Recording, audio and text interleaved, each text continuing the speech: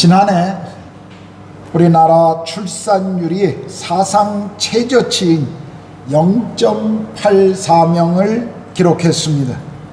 한국은 OECD 회원국 중에 유일하게 출산율 0명대 국가가 되었습니다. 이런 저출산율의 우려가 제기되는 가운데 여대생의 한 설문조사에 의하면 30% 가까운 숫자가 결혼 이후에 자녀 계획이 없다라고 하는 결과가 나와 충격을 주고 있습니다. 자녀 계획이 없는 이유를 묻자 가장 많은 33.3%가 자녀 양육의 경제적 부담 때문이라고 그렇게 표현했습니다. 그리고 육아보다는 자아실현이 우선, 그리고 결혼하지 않을 것, 부모가 된다는 것에 자신 없음, 그리고 기타 등등의 사유가 그 뒤를 이었습니다. 출산을 원하지 않는 이유의 가장 큰 것이 경제적 이유고, 그리고 양육에 대한 부담, 그리고 자녀가 없을 때 갖게 되는 생활의 여유가 주된 이유로 확인된 것입니다. 이제는 부모가 된다는 축복이 부담이 되는 시대가 되었습니다. 오늘 우리 자녀들은 어떻습니까? 우리나라 어린이와 청소년이 느끼는 주관적 행복 지수가 OECD 국가 가운데 또 가장 낮은 것으로 그렇게 나타났습니다. 초등학생 사이에서도 가출 충동과 그리고 자살 충동이 매우 높은 것으로 그렇게 발표되었습니다. 5명 중에 1명의 초등학생이 가출 충동을 느낀 적이 있고 10명 중에 1명의 초등학생이 자살 충동을 느낀 적이 있다라고 답했습니다. 사람들은 오늘날 같이 우리 자녀들에게 좋은 사회적 교육적 환경이 언제 있었냐라고 말하지만, 그러나 실상 우리의 자녀들은 불행하다라고 그들은 그렇게 느끼고 있습니다. 그렇다면 예수님 당시의 어린아이들은 어떠했을까요? 예수님 당시에 로마 시대의 어린아이들은 지금보다 더 인격적인 대우를 받지 못했습니다.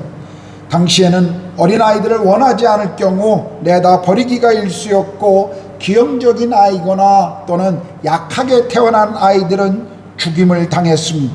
그저 어린아이들은 부모에게 종속된 관계였습니다.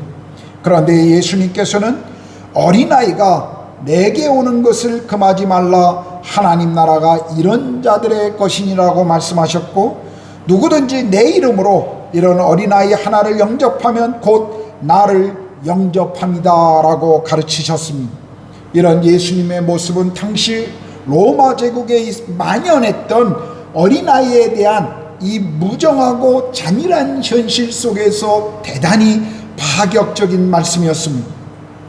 오늘 우리가 읽었던 본문은 이렇게 어린아이에 대해서 무자비하고 비인격적인 로마 헬라 문화 속에 살고 있었던 에베소 지방의 교회에 보낸 편지, 그 속에서 말씀하고 있는 것입니다. 4절 오늘 본문입니다. 또 아비들아, 너희 자녀를 노엽게 하지 말고 오직 주의 교훈과 훈계로 양육하라. 우리는 지난주에 가정에서 자녀들을 향한 하나님의 말씀을 나누었습니다. 이제 바울은 행복한 가정을 위해 자녀들에게 주어진 의무로부터 부모에게 주어지는 의무로 옮겨가고 있습니다. 많은 부모들이 자녀를 올바르게 키우는 것을 쉬운 일이 아니라는 것을 이미 알고 있습니다. 오늘 본문은 부모들이 자녀를 양육함에 있어서 무엇이 필요한지를 가르쳐 주십니다. 부모들에게 자녀를 양육하는 데 필요한 3가지 지침을 우리에게 제시해 주고 있습니다. 자, 그 3가지, 첫 번째는 자녀를 노엽게 하지 말라는 것입니다. 다른 표현으로 자녀를 화나게 하지 말라라는 것이죠. 당시 사회에서는 아버지가 절대적인 권위를 가지고 있었던 시대였습니다. 자녀의 육체적, 감정적, 정서적 이런 상황은 전혀 고려되지 않았던 그런 시대입니다. 그러므로 이 말씀은 당시에 아주 파격적인 말씀이죠. 성경은 당시의 사회적 분위기나 문화의 가치 기준이 아니라 하나님의 관점으로 우리 자녀들을 볼 것을 지금 말씀하십니다. 자녀들을 자신의 소유물이나 자신에게 종속된 어떤 것이 아니라 하나님께서 창조한 고유한 인격으로 봐야 한다라고 지금 말씀하시는 것입니다. 자녀들은 우리의 소유가 아닙니다. 하나님께서 우리 부모들에게 맡겨주신 선물입니다. 그러므로 부모들은 자녀들을 선한 청지기 직분으로 돌보아야 합니다. 우리 아이들이 자라면서 분노하는 이유가 어디에 있습니까? 공정하지 않거나 또는 부모가 늘 자녀들을 비교의 대상으로 삼을 때 우리 자녀들은 분노합니다. 공평하지 못한 행위나 가르침은 자녀들로 하여금 노엽게 만드는 이유가 됩니다. 자녀를 노엽게 하는 것은 사랑을 보여주는 것의 반대이죠. 부모들은 자녀들이 부모의 사랑을 받고 있다는 것을 보여주어야만 합니다. 많은 심리학자들은 아이들을 자주 안아줄 것을 요청합니다. 어린아이들은 부모가 자신을 꼭 껴안아줄 때 사랑과 안정감을 갖게 된다라고 말합니다. 어린아이들의 신체 접촉은 아이들로 하여금 사랑을 받고 있다라고 하는 그 느낌을 알게 해주고 노여움을 그 마음속에 품지 않도록 해주는 중요한 행동이라고 가르치고 있습니다. 갓난 아기 때 이 어머니의 모유 수유는 그래서 더 중요하다라고 우리에게 말하고 있습니다. 부모로서 자녀들에게 약속한 것을 지키지 않는다면 아이가 어떤 잘못을 저질렀을 때도 그냥 못 본 척하고 그냥 넘어간다면 또는 아이가 어떤 것을 잘했음에도 불구하고 칭찬하지 않는다면 아마 자녀들은 공평하지 않은 이 공정하지 않은 부모의 태도 때문에 그 마음 가운데 분노하게 될 것입니다. 부모가 자녀가 어떤 그 모순된 행동을 하고 있을 때 어떤 한 번의 잘못에 대해서는 때로는 그냥 넘어가 주는데 똑같은 잘못에 대해서는 징계하고 이런 어떤 부모의 어떤 일관성 없는 이런 태도들 이런 것도 자녀들에게 아마 노여움을 갖게 할 것입니다. 저는 한 책에서 이런 글을 읽은 적이 있습니다. 만약 어린아이가 꾸준함을 받으면서 살아가게 된다면 남을 비난하는 법을 배우게 된다. 만약 어린아이가 적개심을 품고 살아가게 된다면 싸우는 것을 배우게 된다. 만약 어린아이가 수치심을 느끼며 살아가게 된다면 죄의식을 배우게 된다. 만약 어린아이가 관대한 대우를 받으며 살아가게 된다면 남을 신뢰하는 법을 배우게 된다. 만약 어린아이가 격려를 받으며 살아가게 된다면 고마워하는 법을 배우게 된다. 만약 어린아이가 공평한 대우를 받으며 살아가게 된다면 정의로움을 배우게 된다. 만약 어린아이가 보호를 받으며 살아가게 된다면 남을 믿는 법을 배우게 된다. 만약 어린아이가 풍성한 인정 속에서 살아가게 된다면 자신을 사랑하는 법을 배우게 된다. 만약 어린아이가 친구들과의 우정 속에서 살아가게 된다면 이 세상에서 사랑을 배우게 된다. 우리는 부모로서 자녀들에게 어떤 태도로 양육하고 있는지를 생각해야 합니다. 자녀들의 인생은 부모가 만듭니다. 자식들은 부모 앞에서 배우는 것이 아니라 부모 뒤에서 배운다는 말이 있습니다. 부모의 책망과 잔소리에서 배우는 것이 아니라 부모의 삶을 보고 그것을 따라가며 모방하며 배운다는 것이죠. 이 말은 자녀들에게 있어서 부모가 얼마나 많은 중요한 영향을 미치는가를 우리에게 가르쳐주고 있습니다.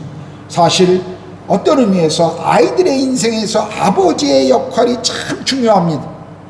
오늘 한국의 많은 아버지들은 자녀들의 문제, 특별히 교육에 대한 문제에 간섭하지 않고 전적으로 엄마에게 맡겨놓는 것을 굉장히 어떤 바람직한 문화라고 생각하는 경우가 많이 있습니다.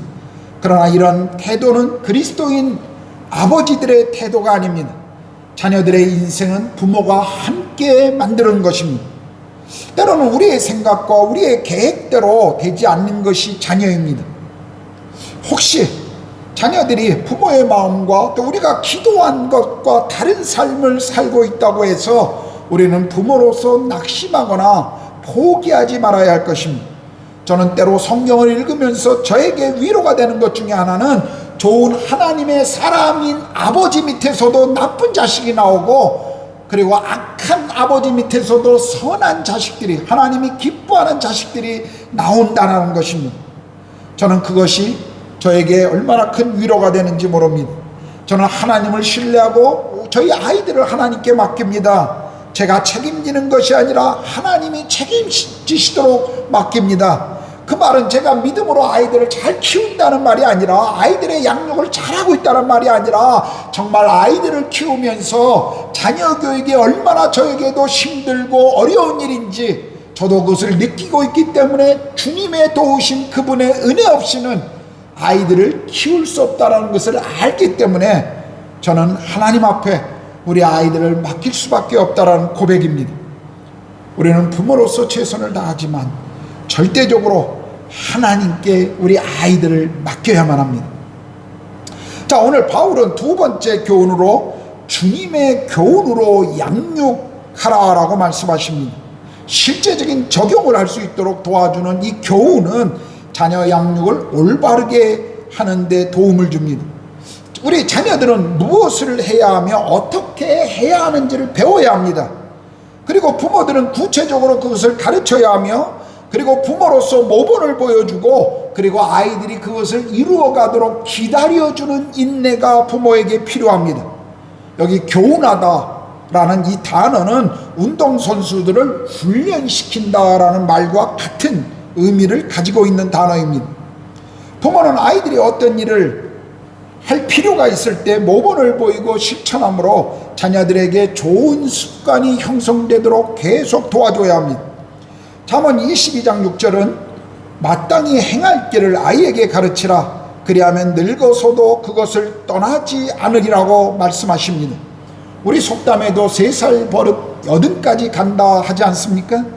그러므로 우리가 아이들을 교훈할 때 한 번의 어떤 일회성의 교훈이 아니라 좋은 습관이 형성될 때까지 아이들을, 우리 자녀들을 지속적으로 우리는 주님의 교훈으로 양육하는 것이 필요한 것입니다.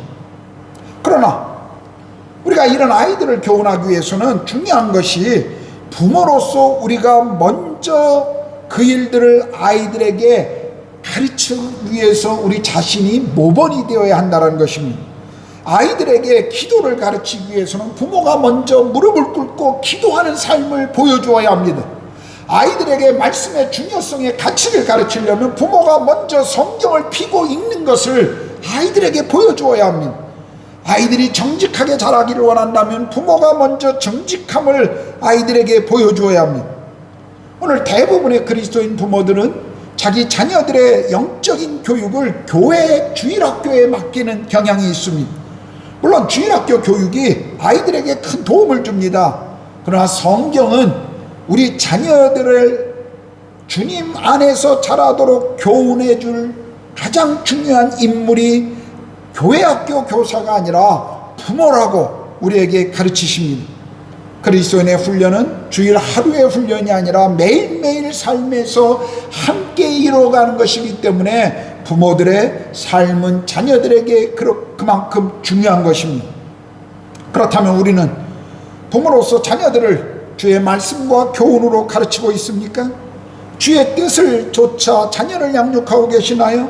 육체적으로나 정서적으로나 영적으로나 도덕적으로 우리 아이들을 양육하고 있습니까? 우리는 그리스도인 부모로서 하나님께서 우리 모두에게 준 자녀 양육의 이 거룩한 소명을 결코 다른 기관이나 다른 사람들에게 맡겨서는 안 됩니다. 오늘 많은 부모들이 자신의 책임과 자신에게 주어진 그 책무를 교회나 다른 사람에게 맡길 때가 얼마나 많은지 모릅니다. 부모들은 자식들을 사랑하기에 많은 것을 남겨주려고 합니다. 많은 것을 자녀들이 누리기를 원합니다. 그래서 무엇보다도 오늘 현대의 부모들은 자녀들의 교육에 올인하는 모습을 보게 됩니다. 더 많은 교육적 기회를 주려고 하죠. 좋은 일입니다.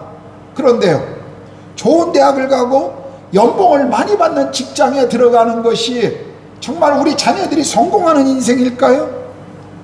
사실 우리 부모들이 우리 자신을 돌아봐도 많은 연봉을 받는다고 해도 그것 자체가 우리에게 행복한 인생을, 행복한 가정을 형성하는 것이 아니라는 것을 우리는 너무나 잘 알고 있습니다. 그럼에도 불구하고 우리 아이들에게 부모들이 늘 갖는 생각은 경제적인 여유와 안정감이 마치 자녀 양육의 목표인 것처럼 그렇게 행동하는 것을 얼마나 쉽게 보는지 모릅니다. 더 좋은 대학, 저 좋은 직장, 물론 좋습니다. 그런데 그것이 마치 인생의 전부인 것처럼 우리 아이들을 양육하거나 가르쳐서는 안 됩니다. 우리 아이들에게 더 많은 교육의 기회보다 경제적인 안정보다 더 중요한 것이 있습니다. 부모로서 자녀에게 줄 수 있는 가장 위대한 유산은 믿음의 유산을 우리 자녀들에게 남기는 것입니다. 믿음은 생명입니다. 영원한 삶이며 가치입니다. 우리는 우리의 생명을 단 1초도 우리 마음대로 할 수 없습니다. 그러나 예수 그리스도 안에 영원한 생명이 있습니다. 예수 그리스도 안에 영원한 가치가 있습니다. 그렇다면 그것보다 더 실제로 우리 안에 더 중요한 것이 있을까요? 우리 아이들의 인생 속에 그것보다 더 중요한 것이 있을까요? 우리는 그것을 알아야 합니다. 교회를 다니고 또 공부마저 잘하고 있는 아이들이 있다면 대부분의 부모들은 만족해야 할 것입니다. 그러나 우리는 거기서 만족해서는 안 됩니다. 정말 우리 아이들이 회심을 경험했는지, 정말 예수님을 믿고 거듭나고 지금도 그분의 은혜 아래서 자라가고 있는지를 우리는 계속 보고 기도해야 합니다. 우리 자녀들이 생명의 근원 되신 그 하나님을 알고 경험하도록 부모인 우리가 신앙을 가르치고 있는지 우리는 그것을 돌아봐야 합니다. 이것이 그리스도인 부모들에게 주어진 가장 중요한 역할입니다. 학원을 보내는 것보다, 학비를 내주는 것보다도 더 중요한 일입니다. 자녀의 생명과 자녀의 가장 행복한 길을 위해서 부모는 신앙의 모범이 되어줘야 하고, 그리고 그런 길을 자녀들에게 가르치는 것이 부모로서의 부르심이라는 사실을 우리는 알아야 합니다. 우리 자녀들이 정말 예수 그리스도를 통한 구원의 감격과 그리고 아름다운 그 믿음의 전통을 계속 이어가도록 부모로서 우리는 마땅한 기도와 사랑의 수고를 아끼지 말아야 합니다. 우리는 모두 하나님 나라의 가치를 가지고 있는 사람들입니다. 하나님의 나라의 그 가치, 그 영광스러움을 우리가 정말 믿고 있는다면, 하나님의 살아계심과 그분의 영원한 생명을 우리가 정말로 믿고 있다면, 우리는 우리의 자녀들을 키우면서 세상의 가치, 세상의 문화가 아니라 하나님 나라의 가치를 그 아이들에게 가르치기를 원할 것입니다. 우리는 자녀를 키우면서 왜 많은 그리스도인 부모들조차도 세상의 가치, 세상 문화의 그 가치를 그 아이들에게 심어주며 똑같이 그렇게 양육하고 있는지 모릅니다. 우리 아이들에게 경쟁을 통해서 더 높은 자리에 올라갈 것을 아이들에게 수없이 강요합니다. 성공이라는 목표를 쫓아가도록 아이들을, 그리스도인 부모들조차도 그렇게 아이들을 닥달하는 것을 얼마나 보는지 모릅니다. 그리스도 부모고 신앙이 있는 부모들조차도 세상은 그렇지 않다고 아이들에게 그렇게 가르치고, 세상의 경쟁과 세상의 성공이라고 하는 그 부분을 쫓아가도록 가르치는 것이 오늘 우리 그리스도인 부모들의 또 다른 모습입니다. 자기 자신만 잘 되기를 원하는 부모가 아니라 정말 하나님께서 진정으로 기뻐하시는 성공이 무엇인지를 우리 부모들이 가르쳐야 합니다. 다른 이들과 더불어 행복하고 다른 이들을 섬길 줄 알고, 그리고 이 세상을 하나님의 나라로 더 살기 좋은 곳으로 만들어가는 다음 세대의 주인공들이 우리 아이들이 되도록 우리는 그렇게 양육해야 합니다. 다른 사람을 섬기기 위해서 배우고, 섬기기 위해서 돈을 벌고, 섬기기 위해서 기꺼이 대가를 지불할 줄 아는 하나님 나라의 백성들이 되도록 우리 아이들에게 그런 가치를, 그런 존귀함을 심어줘야 합니다. 여러분, 믿음의 계보라는 것, 그냥 우리 아이들이 교회에 그냥 출석하는 것이 믿음의 계보를 계속 이어가는 것이 아닙니다. 우리는 부모로서 우리 아이들에게 믿음의 본을 보여줄 뿐만 아니라 그 믿음을 따라 우리 아이들도 함께 걸어가도록 그 아이들을 믿음 안에서 양육해야 합니다. 그저 교회 다니기만 하면, 그저 그냥 교회 예배에 출석하기만 하면 다 된 것 같이 그렇게 생각하고 아이들을 키웠던 그 만족감이 오늘 사회를 향해 아무런 영향을 주지 못하는 썬데이 크리스찬들만 양성한 오늘 현실의 이 모습을 만들어낸 것입니다. 우리 부모들이 그 책임이 있습니다. 교회만 다니면 다 괜찮다라고 하는 이런 믿음의 무지가 오늘 교회 안에 그리고 그리스도인의 삶에 또 다른 무기력을 만들어낸 결과라고 하는 사실, 우리는 잊지 말아야 합니다. 우리 아이들을 어떻게 키울까 하는가를, 어떤 가치를 가지고 우리 아이들이 자라게 할 것인가를 우리는 잊지 말아야 합니다. 자, 오늘 본문의 세 번째는요, 주님의 훈계로 자녀들을 양육하라 라고 말씀하십니다. 훈계, 히브리서 12장 6절은요 주께서 그 사랑하시는 자를 징계하신다 라고 말씀하시면서 훈계에 해당하는 단어를 징계라고 같은 의미로 번역했습니다. 여러분, 훈계는 사랑의 반대가 아닙니다. 아이를 망치는 것이 사랑의 반대죠. 좋은 훈련 없이 좋은 운동선수나 군인이 만들어질 수 없듯이 훈련 없이 좋은 그리스도인들이 될 수가 없습니다. 우리의 자녀들도 그들이 뭔가를 잘못할 때 그것을 분명히 알아야 하고 고치도록 훈계해야 되고 때로는 징계해야 합니다. 물론 징계라는 것, 때로는 벌이라고 하는 것은 부정적인 자녀 양육의 한 측면입니다. 그러나 때로는 그것도 필요한 것입니다. 벌은 불순종에 대해서 분명히 단호하게 안 돼 라고 우리 아이들에게 가르치는 것입니다. 아이들에게 선을 그어주는 것입니다. 그래서 필요에 따라서 우리는 우리 아이들에게 적절한 제재를 가하는 것이 필요합니다. 벌은 사랑 안에서 주어져야 하고 그리고 반드시 공평해야 함은 마땅합니다. 그러나 어떤 징계, 아이들의 더 올바른 성숙을 위해서 징계가 필요하다는 것, 오늘 아이들의 어떤 자신감, 자존감을 더 세워준다고 해서 많은 이들이 그냥 대화만으로 무언가를, 모든 것을 소통하려고 하는 그런 시대에 우리가 살고 있습니다. 그러나 아이들도 적당한 선, 제재가 필요함을 우리는 알고 또 그렇게 가르쳐야 하시고, 그것이 성경이 우리에게 말씀하시는 원리입니다. 하버드 대학교의 범죄학자들이 한 가지 조사를 했는데요, 갱생원이나 교도소에 수감된 2,500명의 남녀를 조사하고 아무런 범죄 경력이 없는 사람들과 비교해 보았습니다. 나이와 인종 그리고 거주지 이런 것들을 비교함으로 무엇이 이러한 차이를 만들었는가를 연구했는데요, 그 결과 범죄자들과 그렇지 않은 평범한 사람들을 이 차이를 만드는 가장 큰 이유가 무엇이었냐면 그들이 어떤 가정에서 자랐는가, 그 배경이었다고 합니다. 여기에 해답이 있다라고 그들은 말했습니다. 범죄자들은 주로 부모의 훈계가 아주 거칠거나 폭력적인 사람들이었습니다. 그리고 부모의 무관심 때문에 부모에게 사랑이나 애정을 느끼지 못하는 가정에서 자란 것으로 그렇게 조사되었습니다. 오늘날 가정의 부모들은 자녀들에게 무언가 자녀들이 필요한 것을 공급해주면 부모로서 해야 할 일을 다 했다라고 생각합니다. 그런데 정작 중요한 사랑의 관계는 놓치고 있습니다. 사실 지금의 어린 자녀들, 우리 아이들은 다른 어떤 세대보다도 많은 것을 소유한 세대입니다. 그런데 반면에 사랑은 적게 경험하는 것 같습니다. 이것은 기독교인 가정이라 하도 예외가 아닌 것 같습니다. 오늘 성경에는 부모들이 자기 자녀를 양육하는 데 필요한 교훈과 훈계라는 말 앞에 주라고 하는 단어를 기록하고 있습니다. 어떤 분들은 이 말씀을 해석하면서 이 주라고 하는 단어가 붙은 것은 기독교적인 교육을 세속적인 교육과 반대되는 개념으로 설명하려고 합니다. 그러나 여기에는 더 깊은 의미가 있다고 생각합니다. 자녀들을 주님께 속한, 주님이 기뻐하시는 그런 삶으로 훈련하고 양육해야 한다라고 하는 의미가 여기에 있습니다.